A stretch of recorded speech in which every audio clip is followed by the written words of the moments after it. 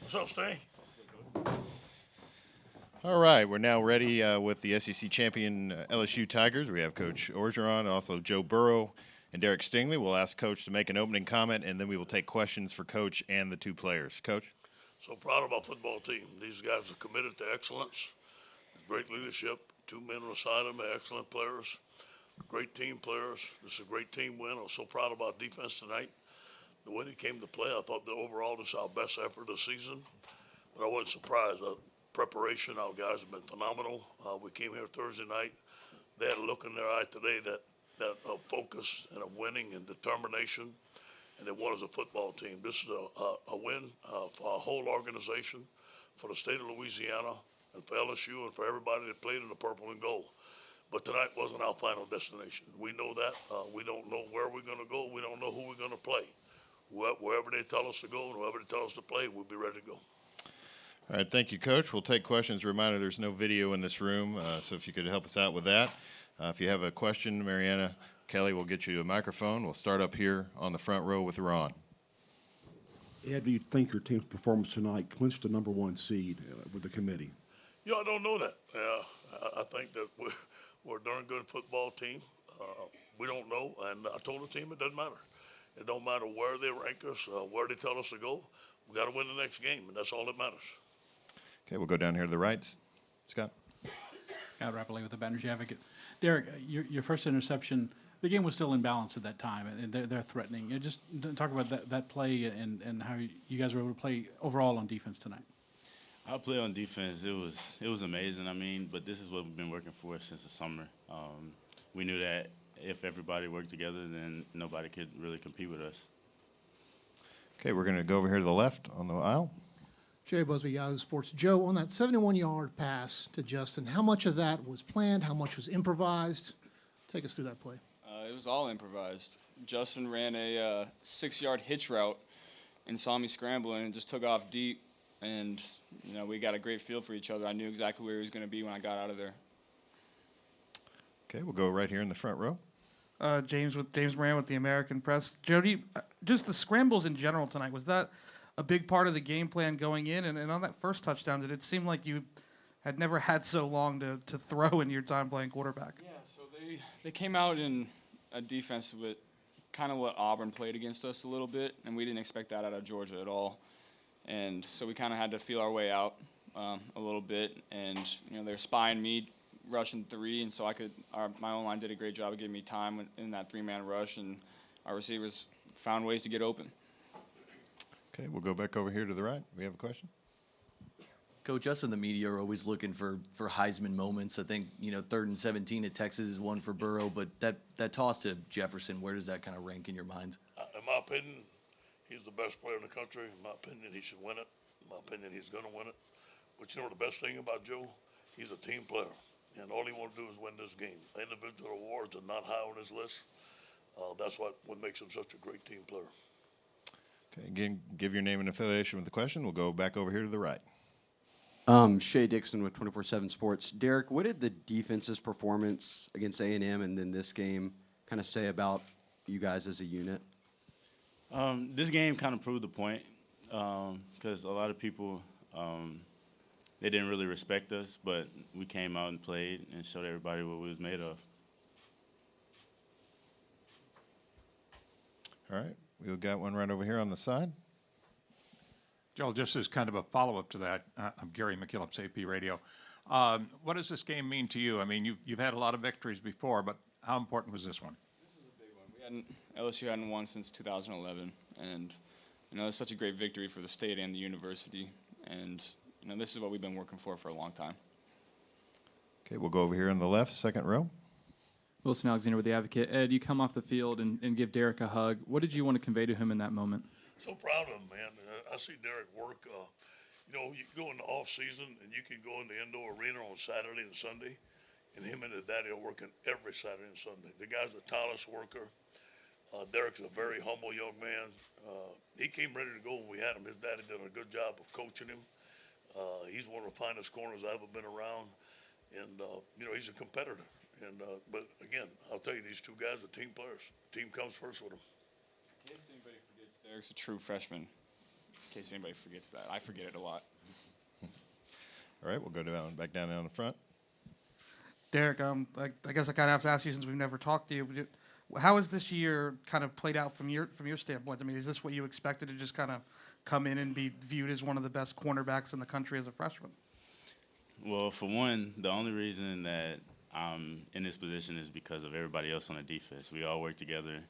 We make sure everybody's on the same page, and as long as that happens, then everybody looks good together. So I knew that was going to happen, and I'm just blessed to be in this spot. Okay, we'll go back over here to the left. Ron? Yeah, Joe, Ron Higgins, Tiger Rag. How much fun is it for you in a game like that where things don't go perfect and you have to make plays and things break down and all of a sudden you turn into like a 10-year-old game on the playground making plays? How much fun is that for you? Yeah, they did a great job of disguising their blitzes. They had a new package for us this week that I hadn't seen on film. And so that was why I was having to make those scrambles. And I told the O-line before the game, I said, this one's going to be a lot of fun. I can just feel it. And that's exactly what it was. Okay, we'll go down back there to Scott. Derek, you came in with a lot of hype as the nation's top cornerback. What was it like learning to play against these kind of quarterbacks in the SEC and then going against a quarterback like Joe in practice? I imagine, how did that make you better? Joe taught me a lot about having to go play by play because in high school I was able to always make the play, but when I came and he was pinpoint accuracy, like there was just times where I was on the receiver, but I just couldn't do anything about it, and that just taught me a lot about the games because it's gonna happen. And once I got over that, like play-by-play mentality, then I knew that I'd be all right. Okay, we'll go over here on the front row on the left. Josh Sibley with the Louisiana Gridiron Football. Joe, one of your friends, former Ohio State quarterback Troy Smith, said in a recent interview, he said you were really chomping at the bit to play Ohio State this year. Would you care to speak on that? Look, we'll play anybody anywhere. I said in the post game, you can take us to Canada. We'll play on a gravel lot. It doesn't matter where or who we play. All right, we'll go to the second row over here on our right. We've got a couple. Go ahead.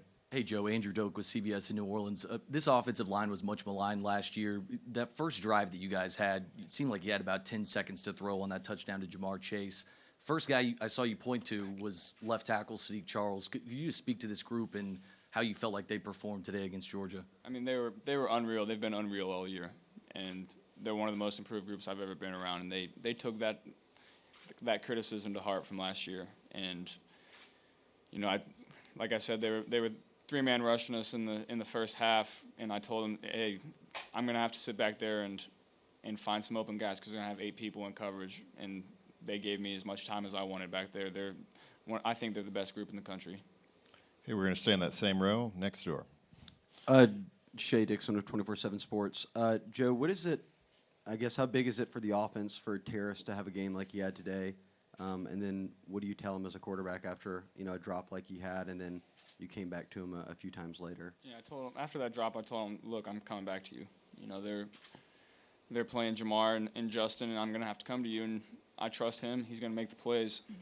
I think that's his only drop all year, so I trust that guy with every ball, every 50-50 ball, and that's what makes this offense so great. We have 5 guys that can hurt you, and you're going to have to pick your poison. If you want to take away Jamar and Justin, you're going to have to deal with Thad, Clyde, and Terrace. Okay, we're going to go straight in front of me about 3/4 of the way back. Yeah, it's Chuck Culpepper from the Washington Post. Ed, you've coached a lot of places, time zones, whatever, a lot of different seasons. I guess they're all different, but what words do you find to describe the fall of 2019? Very proud of our football team. In the spring, I can see them coming together.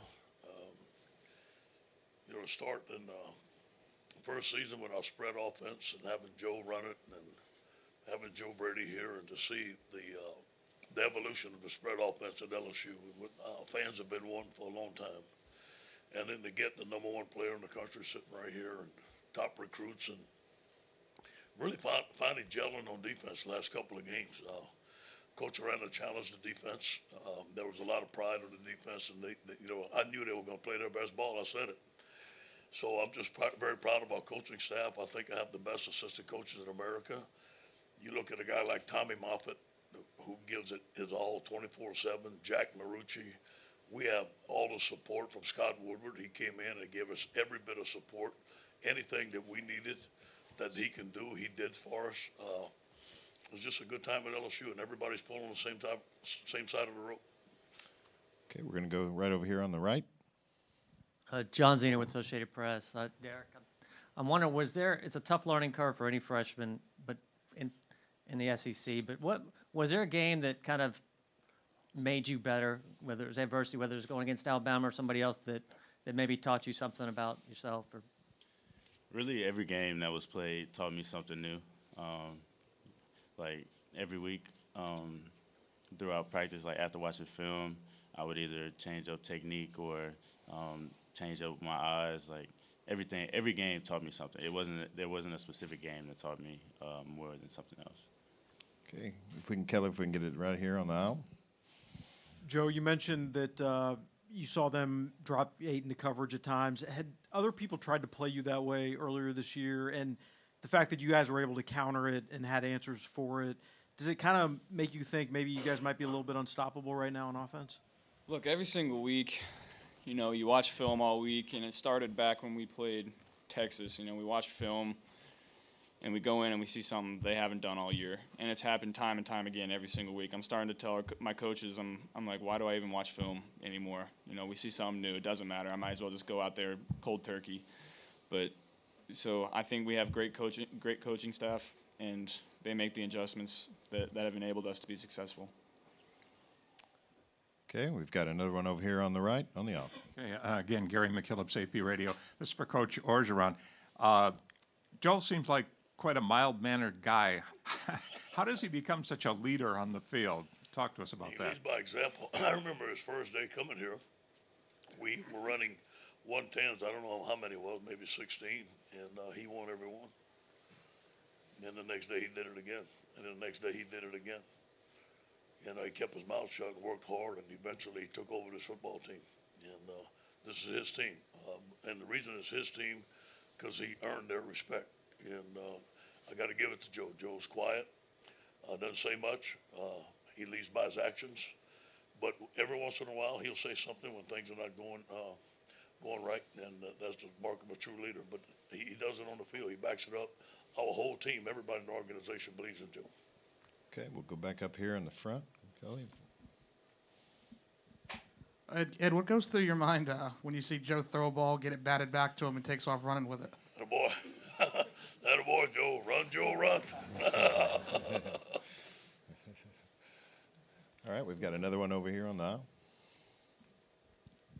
Yeah, Ed, just to follow up on what I asked Joe, he has not had a bad game the whole season, and just kind of seeing all the different defenses he's seen, do you think there is a way that somebody could play him that would be difficult for him, or is he just so naturally gifted at reading the game that he can adjust on the fly? I think as we go into the playoffs, the competition is going to be stiffer, obviously, and we'll find out.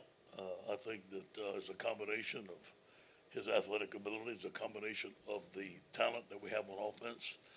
And again, I think there's some fantastic play calling going on. And then again, Joe makes some plays on his own. He extends plays with his feet.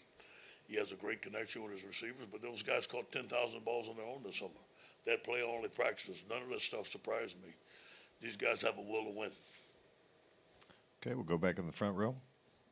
Joe, you talked earlier about you can forget that Derek's a freshman. I'm wondering, sometimes when you get a top-rated recruit like that, they come in with attitude. They think they're just going to do what they did in high school. But obviously he didn't take that approach since he started all season. What did you see from him when he first came in that kind of told you he's going to be good? Derek's as humble of a guy as I've seen. Like you said, number 1 recruits, top 10 recruits, you don't see that. And you see time and time again they come in and they're all cocky and loud, and Derek didn't say a word for 3 months. And, in practice I would go out of my way to throw Derek's way to see if he was as good as everyone said he was. And I can tell you, yes, he is. Yes, he is. Okay, we'll go in the second row. Andrew Doak with CBS in New Orleans. Look, both your highest ranked wins at the time this year were essentially road environments, and I don't mean that to knock the LSU fans today, but you're in Georgia's backyard. Yeah. Just winning those 2 games on the road, essentially, what do you feel like that shows you about the makeup of your team to win in that environment? We battle tested. We block out the noise. These guys will focus. I think they feed off the energy in the stadium, whether it's LSU Tiger Stadium or someone else. We feed off the energy. We enjoy going into someone else's stadium. We enjoy the challenge. I think I enjoy it. I think the players enjoy it. We feed off of it. We don't talk about it much, but I think that we enjoy the challenge. Okay, we'll go back down to Scott here in the front. Ed, you said many times it's not about you, but you have to take some satisfaction in delivering a championship to a state that you know so well, where you're from. You know what football means in Louisiana. Yeah, I'm just happy for the people. I know what it means to them, and see all the fans cheering, and see all the Georgia fans not there. We owned this stadium today. It was a good feeling. I'm just happy for our players, and I'm happy for the state of Louisiana, and happy for LSU. This is what I'm supposed to do. I mean, I'm supposed to recruit great players and win big-time games. Okay, we have time for one more if we've got another question. All right, we'll go finish over here on the right. Hey, Michael Barron, Calvin Times. This question is honestly for any of you guys, but I'm wondering, over the course of the season, how would you assess how your team has grown and come together? It's never easy to win a conference, and it's never easy to get to the playoff, but you guys have done both of those undefeated. How would you say you've grown from day one to now? You got it, Joe. You know, I think it really started last year. We had a lot of people coming back. We lost 3 starters, I think. And, you know, we were young on offense last year. And I think towards the end of the year, you saw us kind of starting to gel. And, you know, when I first got here, I felt like it was kind of, you had the offense and you had the defense. And now you have LSU. And that really started middle of last year. We started really gelling as a team. And this is as close as I've ever been to anybody. All right. Thank you, Coach. Thank you, Hey, guys. Go Congratulations. Tigers. Job, boss.